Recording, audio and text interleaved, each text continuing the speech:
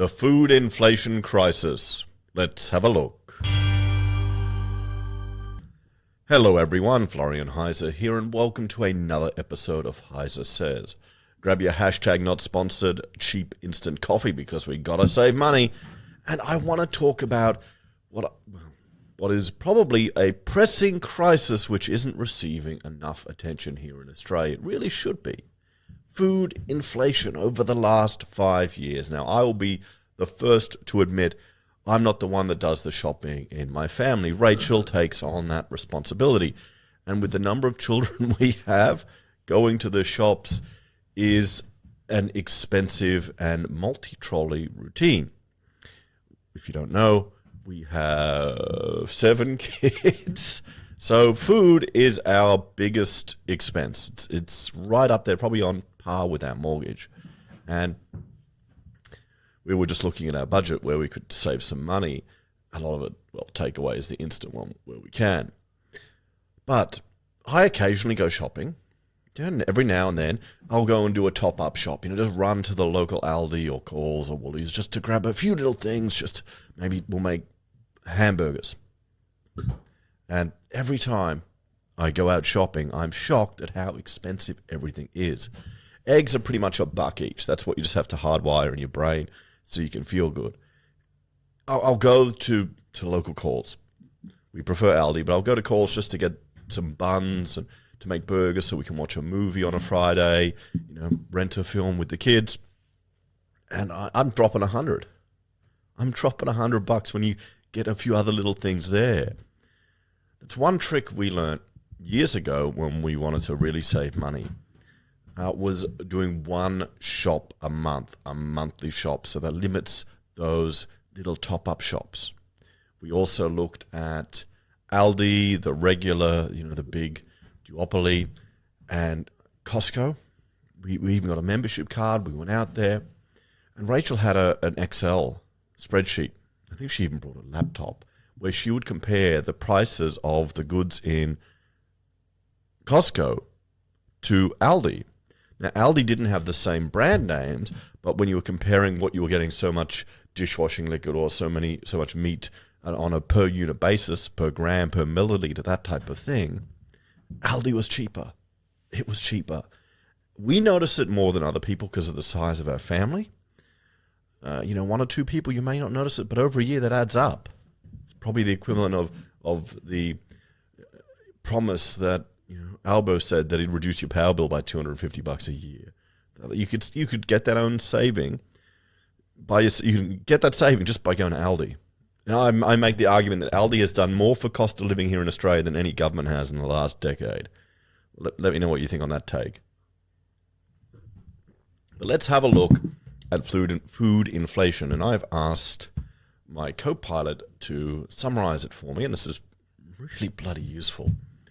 So what I have here from 2000 to now, in 2020, we had 2.3%. And they're saying it's the disruptions from the pandemic, panic buying, and supply chain issues. We all remember that.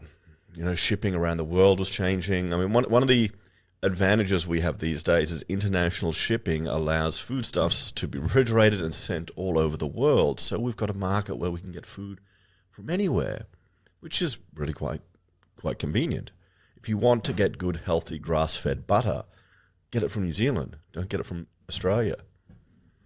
So it's cheaper too. 2021, we had 1.9%. So rising fuel and construction costs, moderate food inflation. This has pulled the data from the ABS.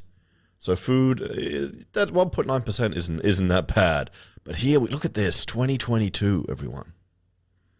9.2%. And this is from the Australian Bureau of Statistics. I'll link to the references either in the comment or a pinned tweet, either in the description or a pinned comment. There we're going floods around Australia, war in the Ukraine, global input costs spike, fertilizer and fuel. That's a record high inflation in just food. And we've all noticed it, how expensive food has gotten, how much a kilo of mince is. Even the 3-star stuff. You want the stuff with extra fat? It's usually a bit cheaper.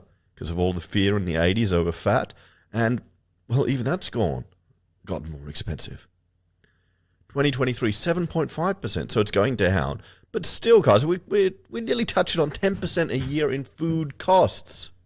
This is more of a crisis than interest rates, than mortgage holders getting a bit of extra cash in their hands. You can't not eat. You cannot avoid eating. And what people will do, they will reduce the quality of the foodstuffs that they eat.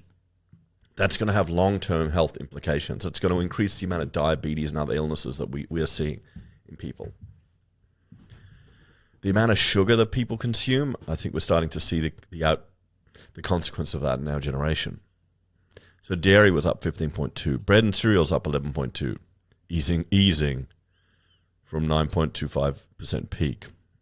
There you go. So that's it. It's gone down from 9.2% to 7.5%. That's the easing there. So this is obviously pulled from the media release of the CPI data. But damn, guys. And then 2024, you had 3.3%. So it's stabilizing. Fresh produce, cooking oils were going up. But still, it's 3%. It's above their target range of where they want inflation. Food is getting more and more expensive. And even when inflation is coming down, we're not getting deflation. Okay, it's never going to get cheaper. It might in rare circumstances, but overall, it's going to continue its march up. And this is a burden that's being placed on all of us. But what about junk food? You know, go out and get everyone's favorite guilty pleasure. You know, you take the kids for a Macca's. You go out with the boys for a couple of beers that, you know, in your 40s is a lot harder to handle than it was, and you get a nice sugary Big Mac on the way home. I'm eating the quarter pounders now. If I try and get back on the carnivore and be healthy, I just go the patties, the quarter pounder patties with nothing but salt, and that's pretty convenient. But anyway, let's have a look at this. Now, who remembers? Let me know in the chat, guys, while I have a shot of my coffee. Let me know if you remember when you could get a meal for $3.95, a Big Mac meal. What about the styrofoam containers? Like back in the 80s. Oh, boy. I'm showing my age, everyone. So 2020. So that was apparently a drop. $6.40 for a Big Mac. Because when you go now, you're getting a meal, you're spending like $15. What happened to $5.95? So the lockdowns and temporary price dip. 2021, $6.50, went up 1.5%. 22 was $6.90, 6.2%. Cost of living crisis hits, inflation spikes. $7.40, 7.2%. So ingredients, energy costs. Now this is one to keep in mind, everyone, when we're discussing food price inflations. We have all of the net zero environmental temporarily renewable disposable energy production capacity that they're trying to put everywhere. You know, solar farms, wind farms. I'm quite concerned that the embodied energy used in the manufacturing of this temporary infrastructure and the carbon offset benefits that it achieves isn't going to add up in the long run. And you're going to have increased costs associated with that, particularly maintaining infrastructure to ensure we have 24/7 reliability and baseload as per with previous technology. It's going to cost more, okay? It is going to cost more. And that's going to flow through to our food costs. I mean, even if you're getting a cheeky bloody Big Mac, power costs have gone up. The lights are more expensive to turn on in the shop. That you're going to see that in your Big Mac costs. You've got the people not realize when they're voting for these policies that they know will not have any, particularly here in Australia, will have no impact on a global scale at all. Australia going net neutral will make no impact on the entire world. We're not significant enough. We're not a leader in the technology. We're not going to be driving it forward. All of the stuff we're buying will be imported anyway. It's just political posturing and to make people feel good. but it's going to make the lives harder for average Aussies that are struggling to buy their bloody food because it's going to make it more expensive. What do you think people would rather have? Cheaper food, cheaper power, able to warm their homes, cool their houses? Maybe that's just the boomer ideology coming out in me. I'm getting too old. I know in the UK they're cutting the financial support for pensioners and letting them freeze to death. Maybe that's cheaper than funding NHS care for them. You got 2024, $7.80. It's gone up again. 2025, $7.90.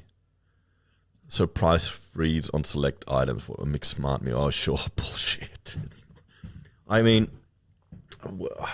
I drove to Harvey Bay the other day, and my son and I, we went for work.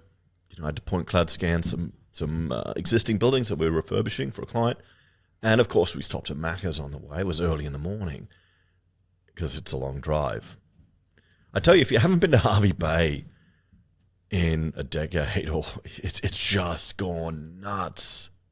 It's crazy. And prices for property, everything, it's getting close to Brisbane. It's not like cheap and happy place. Anyway. Nevertheless, we got Macca's on the way, and it was bloody expensive just for the two of us. You're dropping $25, $26 for 2 meals. So Big Mac is 23% over 5 years, and a Big Mac is a good little measure. A good little. You've got the International Big Mac Index to compare your purchasing power to other countries. You should look it up if you haven't seen it, because it includes meat, foodstuffs, wages, rent, electricity, all of that. In a Big Mac, a big chicken has gone up. Okay, globally. Oh, that's probably just a marketing. Well, from 2014 to 2024, there you go in a decade, 200%. Quarter pounder up 122% in a decade. What's driving prices? Ingredients, labor, royalties, and franchise pricing. Oh, there you go. So that we're seeing an increase in good old Macca's, but what about food banks? When people are doing it tough. Now, remember, we looked at a few years ago articles where the banks would tell people to go to food banks when they were having trouble paying their mortgage. Or food banks in South Australia would notice whenever the power bills would come in one of the most expensive states for electricity, they'd see an uptick in food bank usage. Remember all the long queues of people going to food banks? In the luxury cars. Shows you what's really important. So, this is concerning. 2 million households in 2020. So the COVID-19 shock. 28% were newly food insecure. Now, let me know in the chat if you've gone to a food bank or if you've suffered from food insecurity. That's a lot of people were doing it for the first time during the pandemic, and they had to. And I think what we have happening as well is a class shift. You've got people who are from families who probably never had to rely on food banks or donations or generosity from the community as they were growing up as children, now having to resort to that because just the cost of living has gotten so crazy. 21%, 2.9 million households. 1 in 6 adults and 1.2 million children went hungry. 22, 3.2 million households. And if we look at, what was it when was food inflation? There we go. When we had the 9.2% increase, that's when we had a jump, a big jump there in households that are using these services. It's 3.7. Record 51 million kilograms of food sourced, 92 million meals distributed. And then 2024, it's gone down to 3.4, and the estimate for 2025 is 3.4 to 4 million. 40% of households face moderate to severe insecurity. This is the real crisis that we're having here in Australia. Sure, housing is an issue. Food costs are an issue. What can the government do to address it?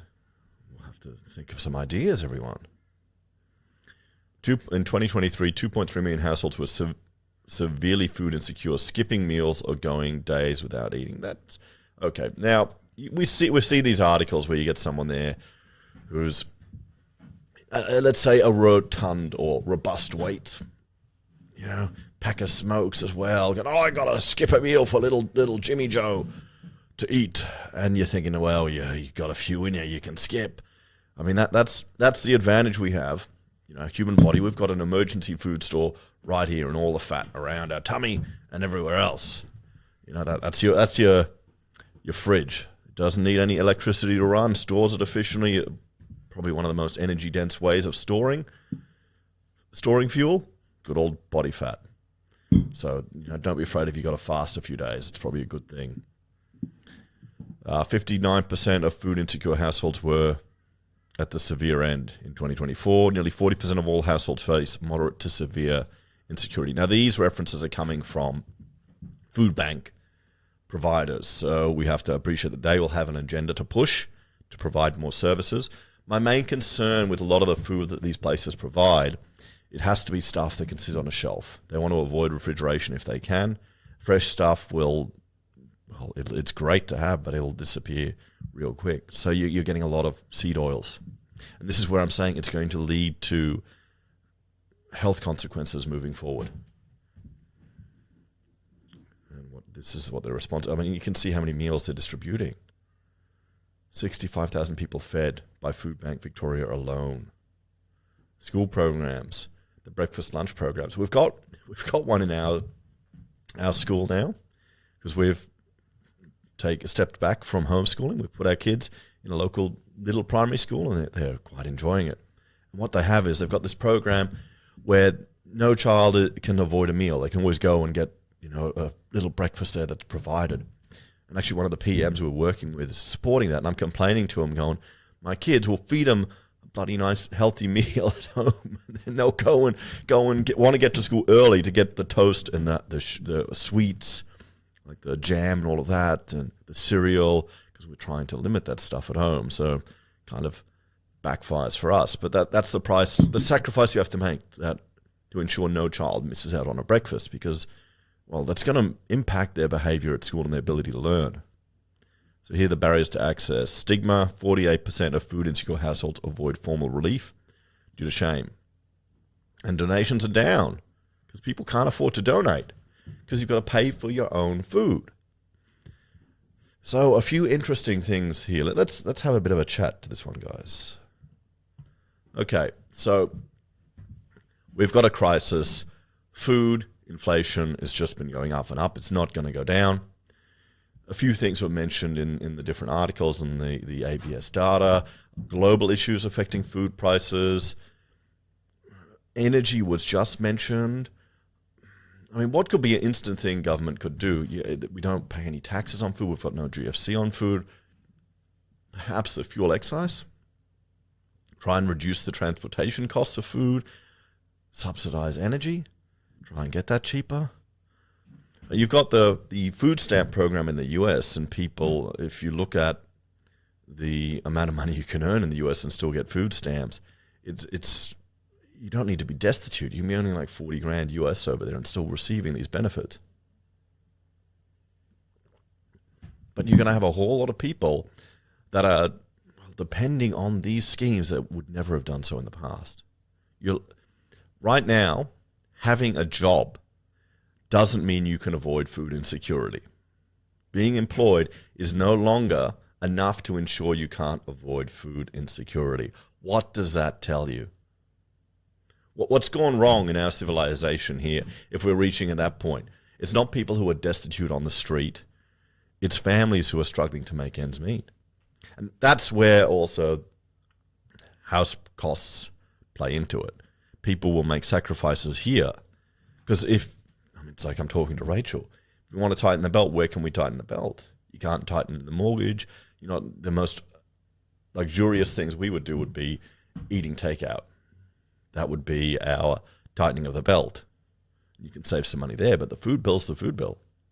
If you want to eat healthy, if you want to eat meat and eggs, if you want to go carnivore, you're going to have to buy in bulk, mass freeze, store it. Even buying a full beast isn't going to save you much money anymore. You'll be paying for quality and convenience of just being able to go shopping in your freezer, but it's all getting more expensive. So let me know your suggestions in the comments, everyone, what you would do, what you should call upon great political leaders to try and address this food inflation crisis we have here in Australia. One thing that hasn't been mentioned in any of these co-pilot research results is the impact, and I might look into it for another video, is the impact of changing the fruit picking remuneration methodology. It used to be you were paid per product you supplied. Now it's per hour in many circumstances. Wondering if that's filtering through as well, having an impact on the cost of our foodstuffs. But that wouldn't be a very, well, it'd be a tough one to deal with politically. So guys, let me know what you think. Have you suffered from food insecurity in the past? Were you ashamed to take advantage of these services? Or are you someone who's donated to them after because you took advantage of it at another time in life? That's what people, here's the thing, it's not like you don't go through phases of success and challenge in life. That's normal. You'll find people will often, do it tough, and then they'll do it well, and then they'll give back. Anyway, thank you all for watching. Like, share, subscribe to the channel, do all that type of stuff, and I will see you next time. Bye for now.